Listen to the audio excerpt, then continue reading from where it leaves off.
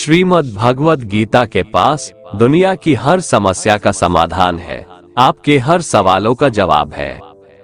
भगवत गीता ही है जो आधुनिक युग में समस्याओं से घिरे हुए मनुष्य को एक कर्मशील जीवन जीने के लिए प्रेरित करती है। गीता ऐसे प्रेरणादायक संदेशों का महासागर है जो जीवन से निराश मनुष्य को आशाओं से भर देती है। श्रीमद् भगवत गीता एकमात्र ऐसा ग्रंथ है जो मनुष्य को जीने का सही तरीका बताती है। गीता जीवन में धर्म, कर्म और प्रेम का पाठ पढ़ाती है। श्रीमद् भगवत गीता का ज्ञान मानव जीवन और जीवन के बाद का जीवन दोनों के लिए उपयोगी माना गया है। श्रीमद् भगवत गीता भगवान का श्वास है, हृदय है और भगवान की साक्षात मूर्ति है। गीता भगवान का प्रधान रहस्यमय आदेश है। ऐसी दशा में गीता का पालन करने वाला उन्हें प्राणों से भी बढ़कर प्रिय है। भगवत गीता में कुल 18 अध्याय है और 700 श्लोक है, जिसे सभी के लिए पढ़ पाना थोड़ा मुश्किल है। इसीलिए आज के इस बेहद ही खास वीडियो में हम श्रीमद् भगवत गीता के 30 विचारों के बारे में बात करने वाले हैं, जिन्हें जानकर आप श्रीमद् भगवत गीता का सही मतलब समझ पाएंगे। इसलिए इन विचारों को आप हर रोज जरूर सुने। तो चलिए जानते हैं भगवत गीता के 30 महत्वपूर्ण विचारों को। भगवान श्री कृष्ण अर्जुन को उपदेश देते हुए कहते हैं कि हे अर्जुन, क्यों व्यर्थ चिंता करते हो? किससे व्यर्थ डरते हो? कौन तुम्हें मार सकता है? यह आत्मा अजर अमर है। आत्मा न तो मरता है और न ही जन्म लेता है, क्योंकि आत्मा अजन्मा, नित्य, सनातन और पुरातन है। शरीर के मारे जाने पर भी यह नहीं मरता। जिस प्रकार मनुष्य अपने पुराने वस्त्रों को त्याग कर नए वस्त्र धारण करता है, ठीक उसी प्रकार आत्मा पुराने व्यर्थ शरीर को त्याग कर नए शरीर को धारण करती है। आत्मा को शस्त्र काट नहीं सकते और न अग्नि इसे जला सकती है, जल इसे गीला नहीं कर सकता और ना ही वायु इसे सुखा सकती है। ये प्रकृति का नियम है। इस सत्य को स्वीकार करके भयमुक्त होकर आज में जीना चाहिए। ज्ञानी व्यक्ति ना तो मरने वाले का शोक करते हैं और ना ही उनका शोक करते हैं जो अभी जिंदा है, क्योंकि वो जानते हैं जो मर गया वो फिर से जन्म लेगा और जो जिंदा है वो एक दिन जरूर मरेगा। परंतु फिर भी अगर तुम इस आत्मा को सदा जन्म लेने वाला और सदा मरने वाला समझता है, तो भी हे महाबाहो, तू इस प्रकार का शोक करने के योग्य नहीं है, क्योंकि इस मान्यता के अनुसार जन्मे हुए की मृत्यु निश्चित है और मरे हुए का जन्म लेना भी निश्चित है। हे अर्जुन, अपने धर्म से भागकर तू भय मत कर, क्योंकि एक क्षत्रिय के लिए धर्मयुक्त युद्ध से बढ़कर दूसरा कोई कल्याणकारी कर्तव्य नहीं है। हे पार्थ, अपने आप प्राप्त हुए और खुले हुए स्वर्ग के द्वार रूपी इस प्रकार के युद्ध को भाग्यवान क्षत्रिय लोग ही पाते हैं।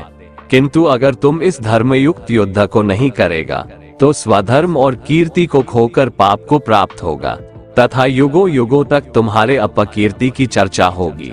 सम्मानित पुरुष के लिए अपकीर्ति मौत से भी बढ़कर है। या तो तुम युद्ध में मारा जाएगा और स्वर्ग को प्राप्त होगा, या तो संग्राम में जीतकर पृथ्वी का राज्य भोगेगा।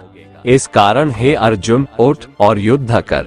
हार जीत, लाभ हानि और सुख दुख को समान समझकर युद्ध के लिए तैयार हो जा। इस प्रकार युद्ध करने से तू पाप को नहीं प्राप्त होगा और यही तुम्हारा सबसे बड़ा धर्म और कर्म है। कर्म पर ज्ञान देते हुए भगवान श्री कृष्ण कहते हैं कि हे अर्जुन, कर्म करो लेकिन फल की इच्छा मत रखो। अपने संपूर्ण कर्मों को भगवान को समर्पित करके करो। जो मनुष्य इस प्रकार से कर्म करता है वह कर्मयोगी कहलाता है। कर्मयोगी की स्थिति इस संसार में एक दाता के समान है और वह कुछ पाने की कभी चिंता नहीं करता। वह जानता है कि वह दे रहा है और बदले में कुछ मांगता नहीं, और इसीलिए वह दुख के चंगुल में नहीं पड़ता। कर्मयोगी कर्म का त्याग नहीं करता है, वह केवल कर्मफल का त्याग करता है और कर्मजनित दुखों से मुक्त हो जाता है।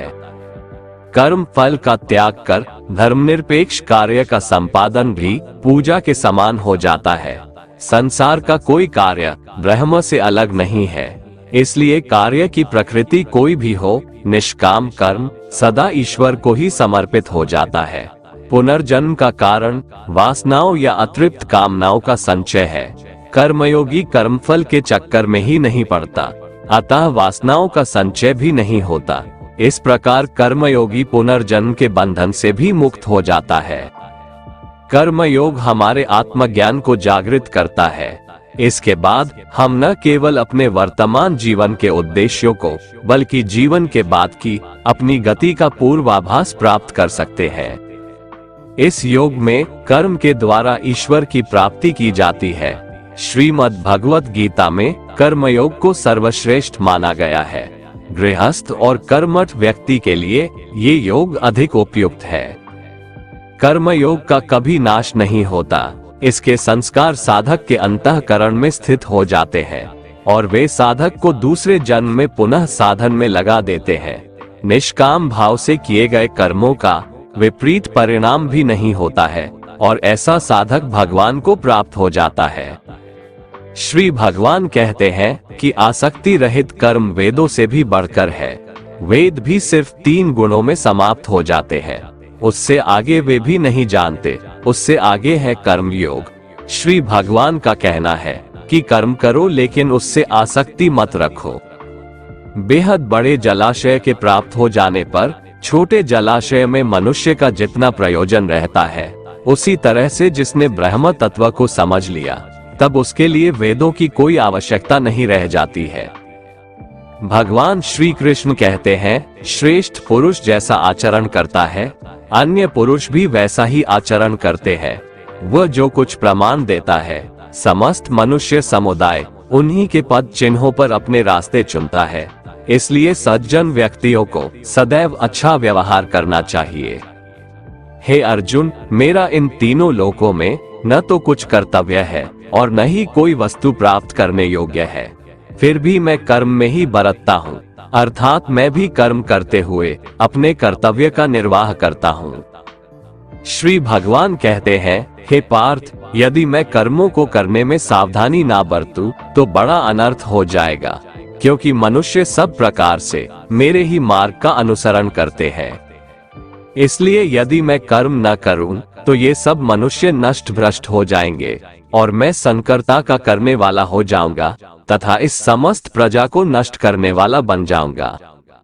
हे भारत, जिनमें समझ नहीं होती वो कर्म में आसक्त होकर कर्म करते हैं।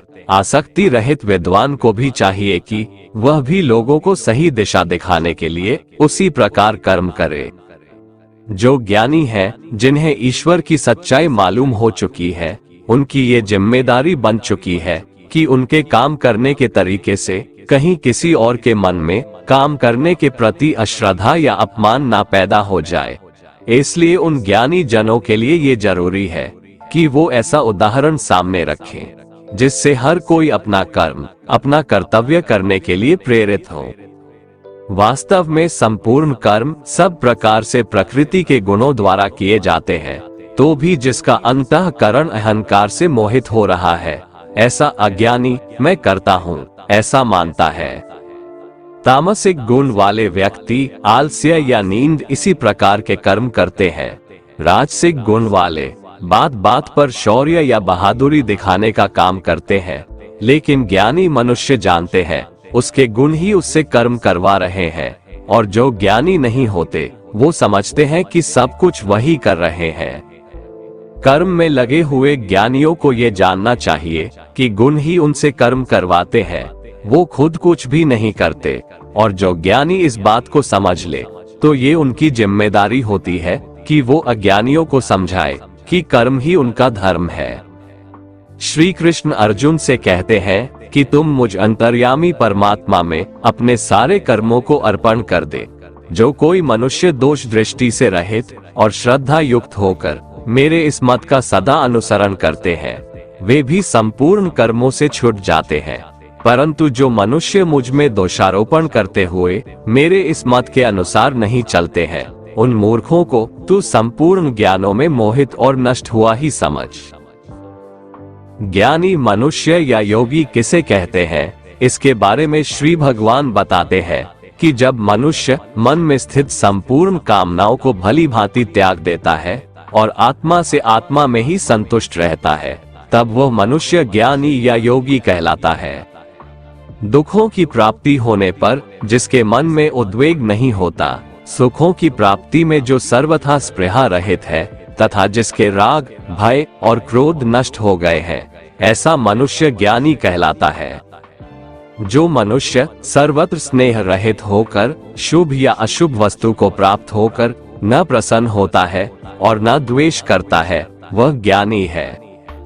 जिस प्रकार कछुआ सब ओर से अपने अंगों को समेट लेता है, वैसे ही जब कोई मनुष्य इंद्रियों के विषयों से इंद्रियों को सब प्रकार से हटा लेता है, तब वह स्थिर बुद्धि मनुष्य ज्ञानी के समान है, ऐसा समझना चाहिए। इसलिए साधक को चाहिए कि वह उन संपूर्ण इंद्रियों को वश में करके समाहित चित्त होकर मेरा ध्यान करे, क्योंकि जिस पुरुष की इंद्रियां वश में होती है, उसी की बुद्धि स्थिर हो जाती है। विषयों का चिंतन करने वाले पुरुष की उन विषयों में आसक्ति हो जाती है, आसक्ति से उन विषयों की कामना उत्पन्न होती है और कामना में विघ्न पड़ने से क्रोध उत्पन्न होता है। क्रोध से भ्रम पैदा होता है, स्मृति में भ्रम हो जाने से बुद्धि का नाश हो जाता है और बुद्धि का नाश हो जाने से उस पुरुष का पतन हो जाता है। जिस प्रकार हवा के झोंके नाव को भटका देती है, ठीक उसी प्रकार मनुष्य की इंद्रियां उसकी बुद्धि को भटका देती है। इसलिए हे महाबाहो, जिस पुरुष की इंद्रियां उसके बस में होती है, उसी की बुद्धि स्थिर है और वही पुरुष योगी या ज्ञानी कहलाता है। भगवान श्री कृष्ण कहते हैं, जिस प्रकार समुद्र की स्थिति अचल है, भारी से भारी आंधी तूफान आने पर या अनेक नदियों के जल प्रवाह उसमें प्रविष्ट होने पर भी वह अपनी स्थिति से विचलित नहीं होता, मर्यादा का त्याग नहीं करता, उसी प्रकार परमात्मा के स्वरूप में स्थित योगी की स्थिति भी सर्वथा अचल होती है। बड़े से बड़े सांसारिक सुख दुखों का संयोग वियोग होने पर भी उसकी स्थिति में जरा भी अंतर नहीं पड़ता। वह योगी परमात्मा में नित्य निरंतर अटल और एकरस स्थित रहता है। जो मनुष्य संपूर्ण कामनाओं को त्याग कर ममता रहित, अहंकार रहित और स्पृहा रहित होकर विचरण करता है, वही मनुष्य शांति को प्राप्त कर पाता है। मन पर नियंत्रण रखना जरूरी है। मनुष्य का मन वायु की तरह चंचल है। यह मन ही है जो मनुष्य को काम वासनाओं की तरफ भटकाता रहता है। अगर जीवन को सफल बनाना है तो मन पर काबू करना बहुत जरूरी है। मन को वश में करने से दिमाग की शक्ति केंद्रित होती है, जिससे कार्यों में सफलता मिलने लगती है। गीता के अनुसार जिस व्यक्ति ने अपने मन पर काबू पा लिया, वह मन में पैदा होने वाली बेकार की चिंताओं और इच्छाओं से भी दूर रहता है। साथ ही व्यक्ति अपने लक्ष्य को भी आसानी से प्राप्त कर लेता है। अगर मन को वश में नहीं करोगे तो वह तुम्हारा सबसे बड़ा शत्रु बन जाएगा। हमेशा शक करने वाला व्यक्ति कभी शांति प्राप्त नहीं कर पाता है, इसलिए संदेह करने से बचें। अधिक संदेह करने से मन की शांति भंग हो जाती है और व्यक्ति भ्रमित होकर अपने संबंधों को नष्ट कर डालता है। जो हुआ वह अच्छा हुआ, जो हो रहा है वह अच्छा हो रहा है, जो होगा वह भी अच्छा ही होगा। तुम भूत का पश्चाताप न करो, भविष्य की चिंता न करो, अभी तो वर्तमान चल रहा है। तुम्हारा क्या गया जो तुम रोते हो? तुम क्या लाए थे जो तुमने खो दिया? तुमने क्या पैदा किया था जो नाश हो गया? न तुम कुछ लेकर आए, ना कुछ लेकर जाओगे। जो लिया यहीं से लिया, जो दिया यहीं पर दिया। जो लिया इसी संसार से लिया, जो दिया इसी संसार को दिया। तुम खाली हाथ आए थे और खाली हाथ चले जाओगे। जो आज तुम्हारा है कल वो किसी और का था, परसों किसी और का होगा। तुम इसे अपना समझकर मग्न हो रहे हो। बस यही प्रसन्नता तुम्हारे दुखों का कारण है। परिवर्तन संसार का नियम है। एक क्षण में तुम करोड़ों के स्वामी बन जाते हो, दूसरे ही क्षण में तुम दरिद्र हो जाते हो। मेरा तेरा, छोटा बड़ा, अपना पराया मन से मिटा दो, फिर सब तुम्हारा है, तुम सबके हो। भगवान श्री कृष्ण कहते हैं कि मैं ही सबकी शुरुआत हूँ। मैं शुरुआत से पहले भी था और सब खत्म होने के बाद भी रहूंगा। सब मुझ में है और मैं सब में हूँ। ये धरती, चंद्रमा, सूरज, मिट्टी, हवा, पानी सब मैंने बनाए हैं। मैंने ही भगवान, शैतान, राक्षस और इंसान बनाया। मैं ही ब्रह्मा हूँ, मैं ही विष्णु हूँ और मैं ही महेश हूँ। मैं धरती की मधुर सुगंध हूँ, मैं अग्नि की ऊष्मा हूँ। सभी जीवित प्राणियों का जीवन और सन्यासियों का आत्म संयम भी मैं ही हूँ। मैं ही सबका पालन पोषण करता हूँ और मैं ही सबका विनाश करता हूँ। मैं धरती के सभी प्राणियों को जानता हूँ, लेकिन वास्तविकता में मुझे कोई नहीं जानता। जब जब इस धरती पर पाप, अहंकार और अधर्म बढ़ेगा, तो उसका विनाश कर पुनः धर्म की स्थापना करने हेतु मैं अवश्य अवतार लेता रहूंगा। कान्हा कहते हैं, जिस प्रकार प्रकाश की ज्योति अंधेरे में चमकती है, ठीक उसी प्रकार सत्य भी चमकता है। इसलिए मनुष्य को हमेशा सत्य की राह पर चलना चाहिए। तन की सुंदरता मन को आकर्षित करती है, जबकि स्वभाव की सुंदरता हृदय को आकर्षित करती है। इसीलिए मनुष्य का स्वभाव हमेशा निर्मल होना चाहिए। कौन क्या कर रहा है, कैसे कर रहा है और क्यों कर रहा है, इन सब से आप जितना दूर रहेंगे उतना ही खुश रहेंगे। मनुष्य अपने हृदय से जो दान कर सकता है वो अपने हाथों से नहीं कर सकता, और मौन रहकर जो कुछ वो कह सकता है वो शब्दों से नहीं कह सकता। किसी भी व्यक्ति को ना तो समय से पहले और ना ही भाग्य से अधिक कुछ मिलता है, लेकिन उसे पाने के लिए सदैव प्रयत्नशील रहना चाहिए। भगवान श्री कृष्ण कहते हैं, जिस मनुष्य के अंदर ज्ञान की कमी और ईश्वर में श्रद्धा नहीं होती, वो मनुष्य जीवन में कभी भी आनंद और सफलता को प्राप्त नहीं कर पाता। मोह विनाश का कारण होता है। मनुष्य के दुखों का मूल कारण उसका मोह ही है। वो जितना अधिक मोह करेगा उतना ही अधिक कष्ट भी भोगेगा।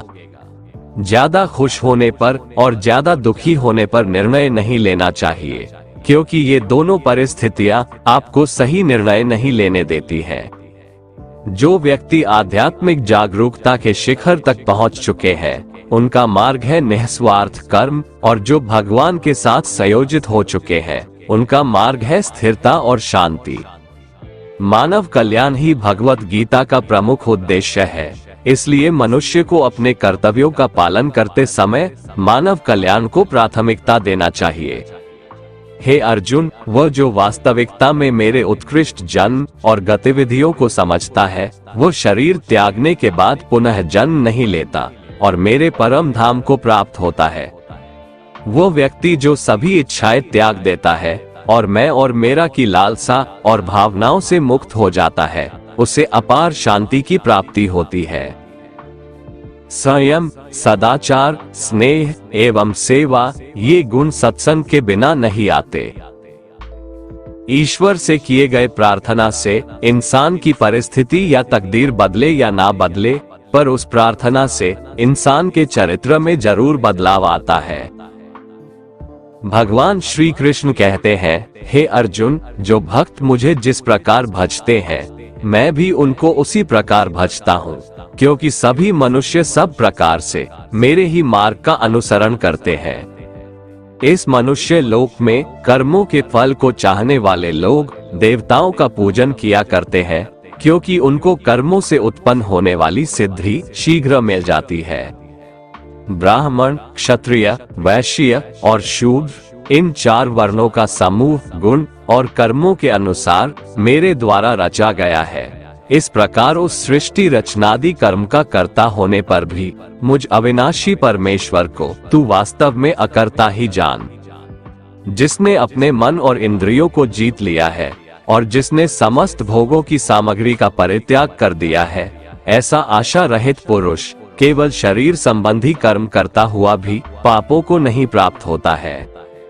जिसको बिना मांगे जो मिले उसी में संतुष्ट रहता है, जो न किसी से ईर्ष्या करता है और ना द्वेष, जो सुख दुख को एक समान भाव से देखता है, ऐसा मनुष्य कर्म योगी कहलाता है, जिसकी आसक्ति सर्वथा नष्ट हो गई है, जो अपने देह पर अभिमान नहीं करता और जो ममता से रहित हो गया है, जिसका चित्त निरंतर परमात्मा के ज्ञान में स्थित रहता है। वैसा कर्मयोगी अपना कर्म यज्ञ की तरह करता है और मोक्ष को प्राप्त होता है। जो अपना सब कुछ परमात्मा को अर्पित कर देता है, जिसके लिए परमात्मा ही सब कुछ है, जो अपने हर कर्म में परमात्मा को देखता है और हर कर्म परमात्मा के लिए करता है, वैसा कर्मयोगी मोक्ष का अधिकारी होता है। कान्हा कहते हैं, अपनी इंद्रियों को वश में करने का सबसे बड़ा तरीका है ज्ञान। ज्ञान से ही योगी लोग अपने मन को नियंत्रण में करते हैं। जब भी कोई बुरा विचार आता है तो उनका ज्ञान ही उसे बताता है कि उनका लक्ष्य ये नहीं है। भगवान श्री कृष्ण कहते हैं, यदि कोई मनुष्य सब पापियों से भी अधिक पाप करने वाला है तो भी वह ज्ञान रूपी नाव द्वारा परमात्मा की भक्ति करके पाप रूपी समुद्र से तर जाता है। क्योंकि जिस प्रकार प्रज्वलित अग्नि ईंधनों को भस्ममय कर देता है, वैसे ही ज्ञान रूप अग्नि संपूर्ण कर्मों को भस्ममय कर देता है और मनुष्य परमात्मा को प्राप्त हो जाता है। जिसने अपनी इंद्रियों को जीत लिया है, वह मनुष्य ज्ञान को प्राप्त होता है और भगवान की प्राप्ति कर परम शांति को प्राप्त हो जाता है। विवेकहीन और श्रद्धा रहित और संशय युक्त मनुष्य इस ज्ञान को कभी प्राप्त नहीं कर पाता है। ऐसे संशय युक्त मनुष्य के लिए न ये लोक है, न परलोक है और न सुख ही है। श्री भगवान भगवत गीता में कहते हैं कि व्यक्ति को सदैव बुराई से बचकर रहना चाहिए।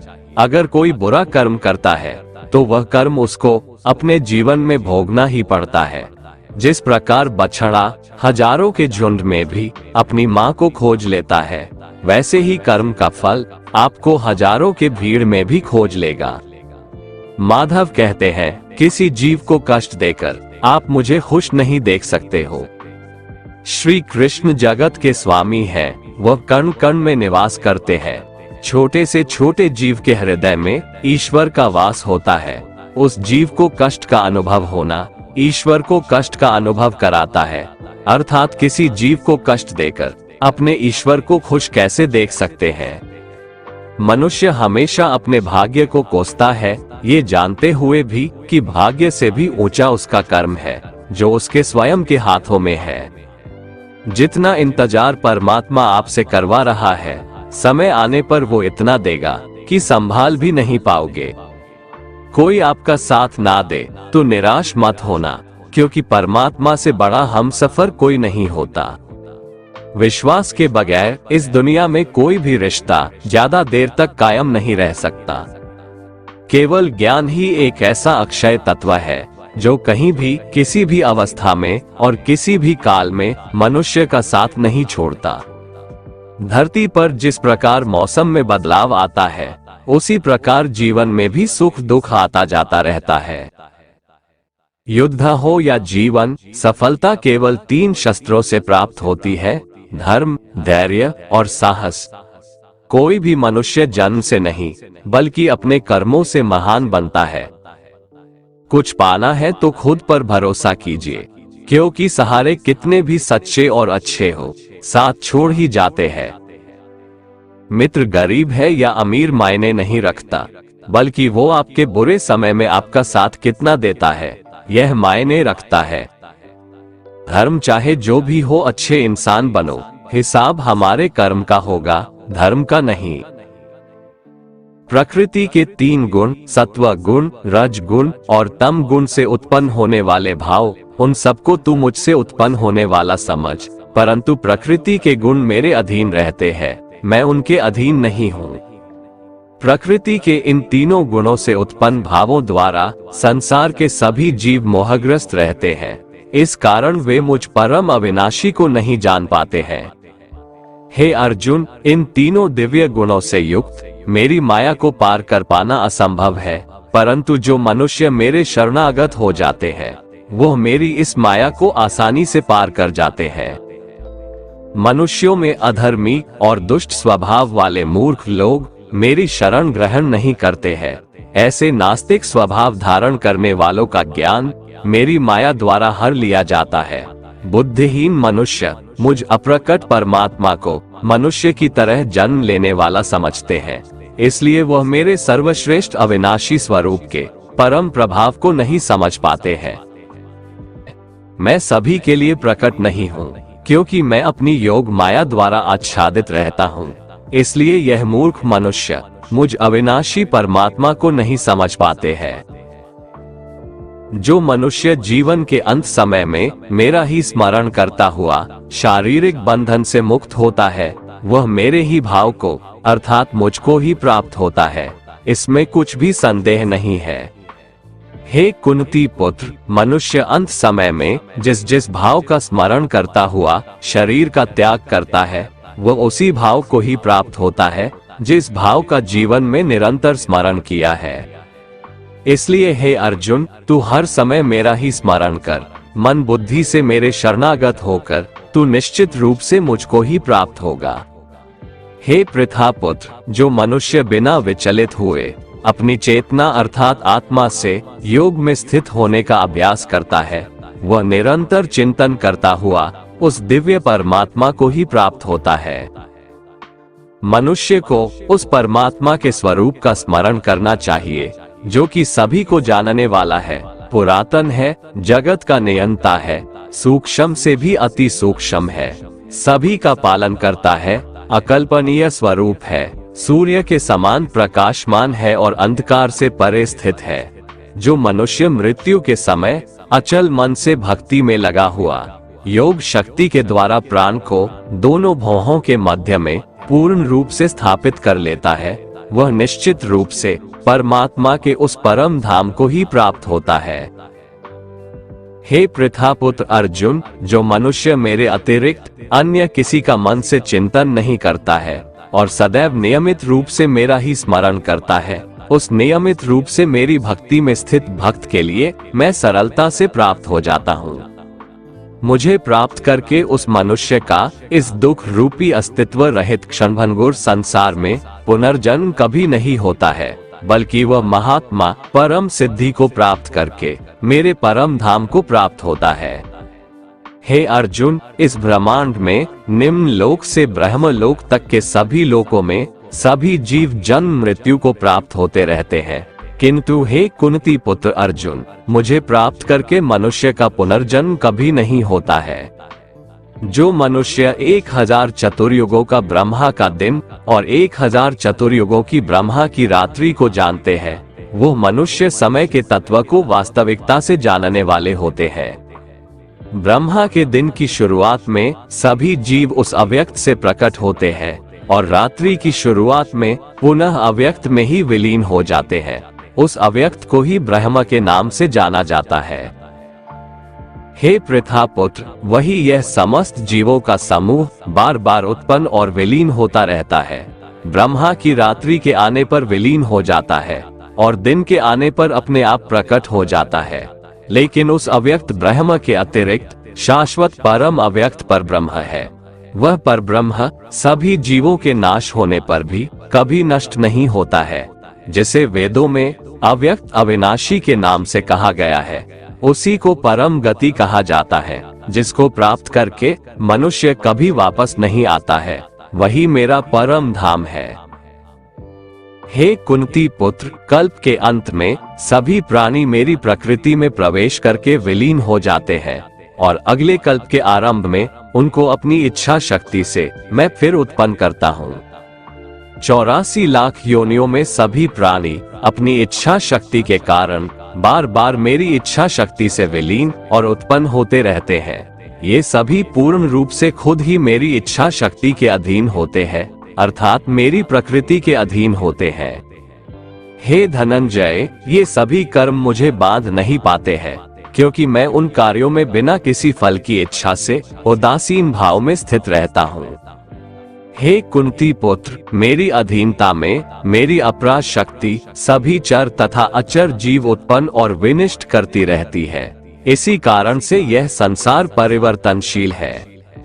मूर्ख मनुष्य मुझे अपने ही समान जन्म मृत्यु को प्राप्त होने वाला समझते हैं, इसलिए वह सभी मनुष्य जीवात्माओं का परम ईश्वर वाले मेरे स्वभाव को नहीं समझ पाते हैं।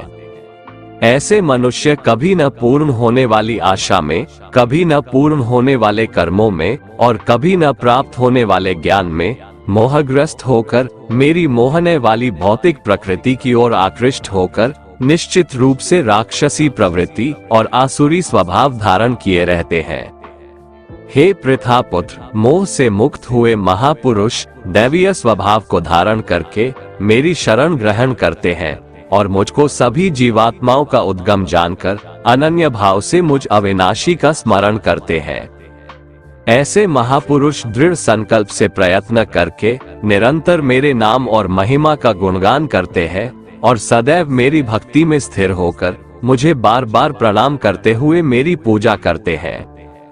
कुछ मनुष्य ज्ञान के अनुशीलन द्वारा यज्ञ करके, कुछ मनुष्य मुझे एक ही तत्व जानकर, कुछ मनुष्य अलग अलग तत्व जानकर अनेक विधियों से निश्चित रूप से मेरे विश्व स्वरूप की ही पूजा करते हैं।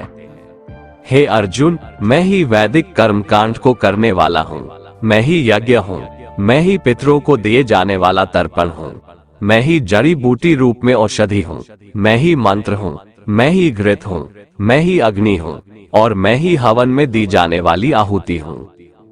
इस संपूर्ण ब्रह्मांड का मैं ही पालन करने वाला पिता हूँ, मैं ही उत्पन्न करने वाली माता हूँ, मैं ही मूल स्रोत दाता हूँ, मैं ही इसे धारण करने वाला हूँ, मैं ही पवित्र करने वाला ओंकार शब्द से जानने योग्य हूँ, मैं ही ऋग्वेद, सामवेद और यजुर्वेद हूँ।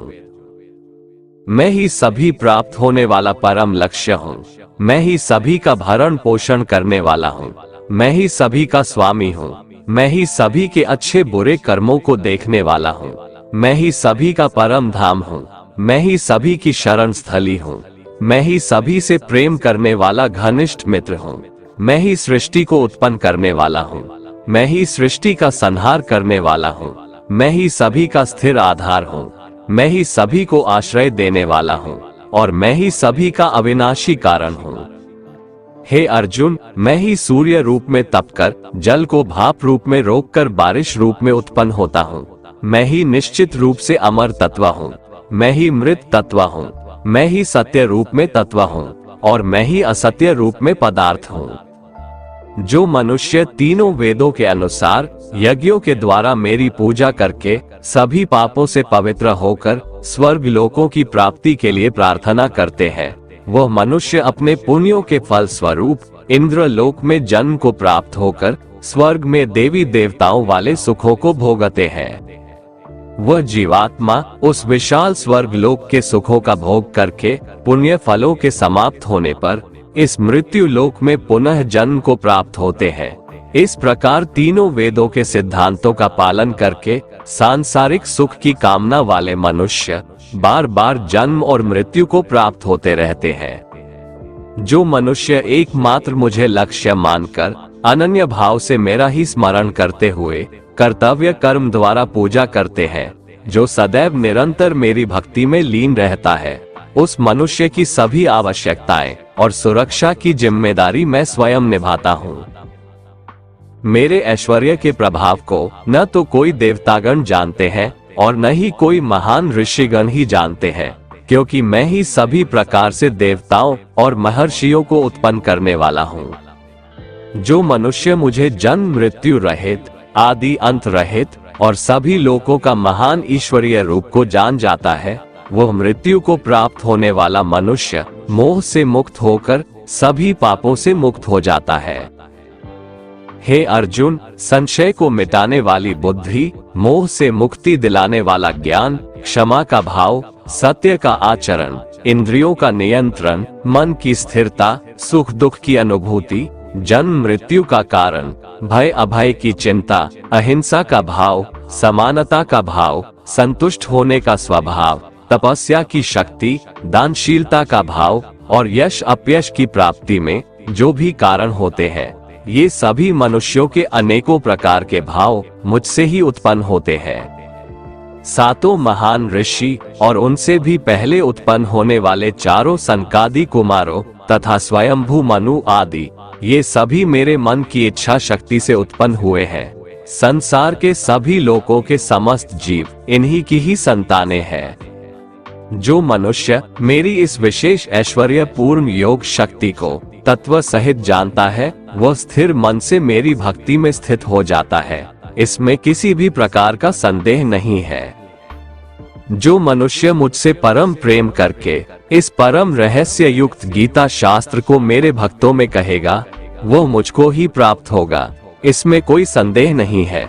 उससे बढ़कर मेरा प्रिय कार्य करने वाला मनुष्यों में कोई भी नहीं है, तथा पृथ्वी भर में उससे बढ़कर मेरा प्रिय दूसरा कोई भविष्य में होगा भी नहीं। जो मनुष्य श्रद्धायुक्त दोषों से रहित होकर इस गीता शास्त्र का श्रवण भी करेगा, वह भी सभी पापों से मुक्त होकर मेरे परम धाम को प्राप्त होगा। दोस्तों, अगर आपको हमारा ये वीडियो पसंद आया तो कमेंट में जय श्री राधे कृष्ण लिखें, और ऐसे ही प्रेरणादायक वीडियो देखने के लिए हमारे चैनल को सब्सक्राइब कर लें। जय श्री राधे कृष्ण।